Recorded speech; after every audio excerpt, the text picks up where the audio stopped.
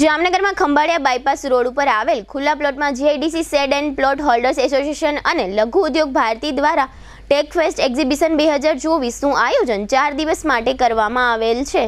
આજે એક્ઝિબિશનનો ત્રીજો દિવસ છે। આવતીકાલે રવિવારે એક્ઝિબિશનનો છેલ્લો દિવસ છે।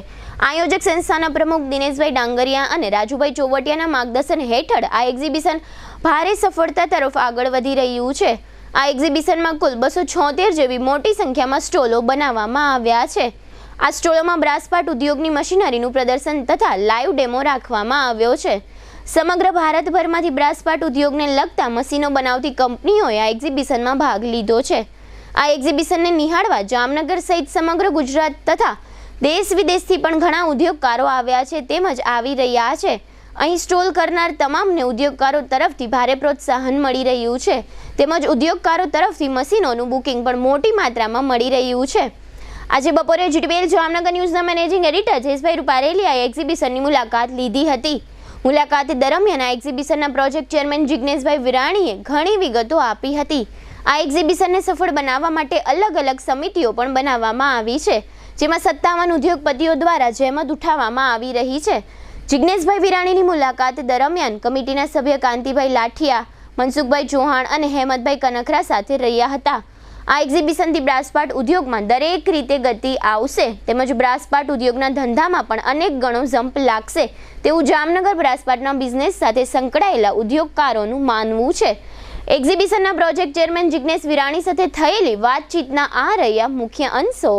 જીટીવીએલ જામનગર ન્યૂઝમાં તમામ દર્શકોનું સ્વાગત છે। આજે અમે લોકો ફરી ટેક ફેસ્ટ એક્ઝિબિશન ખાતે આવ્યા છે અને ખાસ કરીને મેં જોયું છે આજે ત્રીજો દિવસ છે, આવતીકાલે છેલ્લો દિવસ છે, પણ લગભગ સ્ટોલની અંદર જે બહારથી પણ લોકોએ વિઝિટ કલ્પના બહારની લીધી છે, લોકોનું એ બુકિંગ પણ મોટું થયું છે, ધંધો પણ સારો થયો છે, લોકોએ લાઈવ ડેમો પણ નિહાળ્યો છે અને ટેકનોલોજીમાં પણ એકદમ અપગ્રેડ જે પોતાનું જૂનું મશીન હોય એને આ નવા મશીન સાથે સરખાવે તો એને કંઈક વિશેષતા વધુ જોવા મળે છે। જે લોકો એક્ઝિબિશનની અંદર જે લોકો સ્ટોલ રાખ્યા છે એને આજે જો અથવા તો આ એક્ઝિબિશનની અંદર જો બુકિંગ કરાવે તો એના માટે એક ડિસ્કાઉન્ટની ઓફર પણ રાખી છે એટલે પણ લોકો એને એક આકર્ષણ થયું છે એટલે એમને કલ્પના બહારનું બુકિંગ પણ મળ્યું છે। અને ખાસ કરીને આ જે આયોજક છે એવા જીઆઈડીસી શેર હોલ્ડર્સના જે પ્રમુખ છે એવા દિનેશભાઈ ડાંગરિયાનું નેતૃત્વ હેઠળ આ બધી વ્યવસ્થા ઊભી કરવામાં આવી છે અને ખાસ કરીને એને સાથ આપનાર એવા લઘુ ઉદ્યોગ ભારતીના પ્રમુખ રાજુભાઈ ચોવટિયા એમને પૂરો સહકાર આપે છે। એમની આખી ટીમ અહીંયા કાર્યરત છે અને ખાસ કરીને એને એક મોટી કમિટી બનાવી છે। આ બધી વ્યવસ્થા એમને ન જળવાય, આ એક વ્યક્તિનું કામ નથી પણ એના નેતૃત્વ હેઠળ એક મોટી કમિટી બનાવાઈ છે। એમાં બધા મોટા મોટા ઉદ્યોગપતિઓ એમાં સામેલ છે એટલે સૌના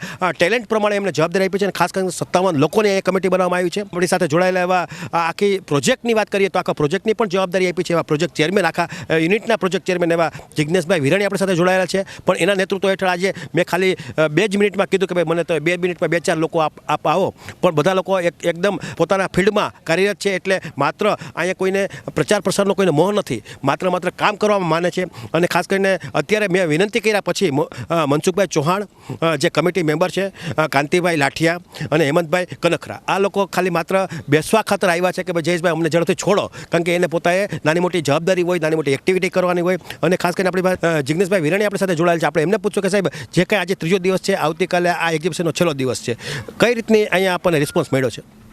નમસ્કાર।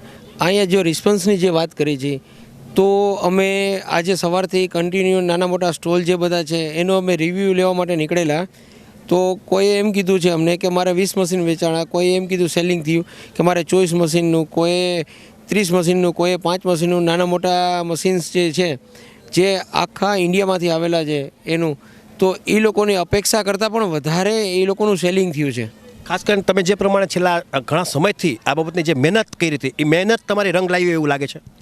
અમારો ઉદ્દેશ એક જ હતો કે અમારા ઉદ્યોગકારનું જે ટેકનોલોજી વાઇઝ છે એ અપગ્રેડ કેવી રીતના થાય તો આજે અમને એમ લાગે છે કે આટલા મશીનોથી જે સેલિંગ થયું છે અને એ જે અમારા ઇન્ડસ્ટ્રીઝની માટે બહુ સારી વાત કહેવાય કે અપગ્રેડેશનમાં એ લોકોને વર્ક મળ્યું। ખાસ કરીને જે લોકો એક્ઝિબિશનમાં આવે છે એ પણ અહીંયા મેં જોયું છે અડધો દિવસ પોણો દિવસ અહીંયા ખાલી માત્ર આ ડિસ્પ્લે જોવામાં એનું પ્રદર્શન જોવામાં સમય કાઢે છે। ખરેખર આમ જોઈને તો એક દિવસ પણ ટૂંકો પડે કારણ કે 270-75 જેટલા સ્ટોલ છે નાના મોટા, એમાં ટેકનોલોજી વાઇઝ છે તો જો બારીકાઈથી કોઈ નિરીક્ષણ કરે તો અમારું કહેવું એમ છે કે ઓછામાં ઓછું 1 થી 1.5 દિવસ થાય તો જ તમે આ એક્ઝિબિશનને કમ્પ્લીટ કરી શકો। અને ખાસ કરીને તમે જ્યાં ફૂડની વ્યવસ્થા રાખી છે, નાસ્તા પાણીની વ્યવસ્થા રાખી છે, અને ખાસ કરીને તમારી જે પ્રમાણે આ જે સ્ટોલમાં જે લોકો પૈસા તમારી પાછળ વાપરા છે એને પૂરેપૂરો સંતોષ છે એ પણ મેં જોવા મળ્યું છે અહીંયા.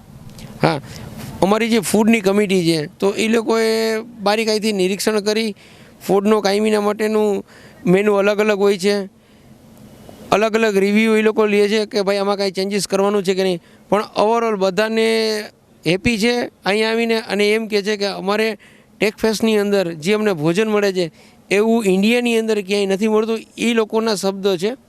એટલે આ રીતે તમે જોયું કે આ જિજ્ઞેશભાઈ વિરણી હતા, આખા પ્રોજેક્ટના ચેરમેન તરીકે એમની જવાબદારી છે, અને ખાસ કરીને જે પ્રમાણે વ્યવસ્થા છે, એક ખંભે ખંભા મિલાવીને જે વર્કઆઉટ કરવાની જે વાત છે એ અહીં જોવા મળ્યું છે. કારણ કે એક વ્યક્તિનું કામ નથી અને બધા લોકો પોતાની જવાબદારી પૂરેપૂરું નિષ્ઠાપૂર્વક વર્ક કર્યું છે. અને ખાસ કરીને આ બધા લોકો મોટા મોટા ઉદ્યોગપતિઓ છે, બ્રાસપાટના ઉદ્યોગ સાથે સંકળાયેલા છે, એને પોતાનો બિઝનેસ એવડો બધો છે, લાખો રૂપિયાની આવક છે, છતાં પણ એક લોકોનું સારું કરવું છે આ ભાવ સાથે આ એક્ઝિબિશન શરૂ કરવામાં આવ્યું હતું. અને આવતીકાલે છેલ્લો દિવસ છે. હજી પણ આવતીકાલે વાત કરીએ તો આજે જે પ્રમાણે વિઝિટરો આવ્યા છે એના કરતાં આવતીકાલે દોઢા પબ્લિક આવશે એ નક્કી છે.